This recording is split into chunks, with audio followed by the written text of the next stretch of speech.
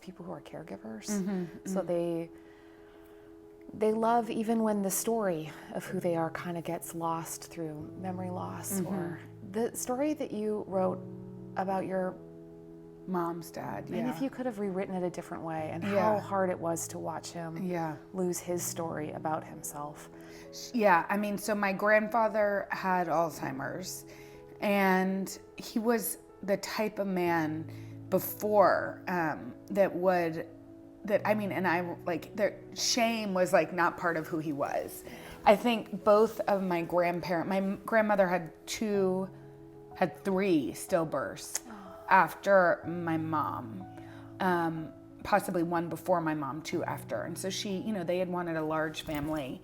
And my mom was totally aware of that. She knew that they had always wanted more kids, that she had always wanted more siblings.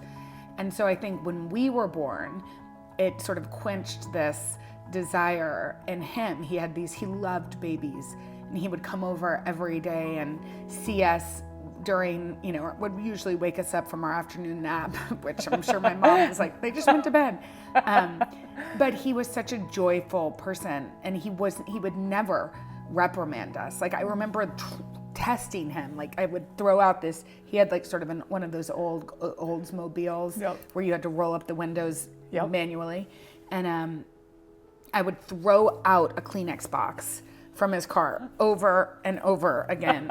You were just like throwing it down, throwing it out. And he would just pull over, get it out, pick it up. And there was never any sort of like shame inflicted upon us, ever. And then, watching him lose who he was, because that part of him sort of left too. He was such a joyful person. In fact, his favorite thing to say, which is so sweet, when we were young and would spill things, which is like kids do often. It's like their full-time job. Yeah, he would just like yell out "Happy Days," and I think it would to remind us, or my parents probably, that like, who cares if don't freak out because your kid spills something. Like, it just doesn't matter.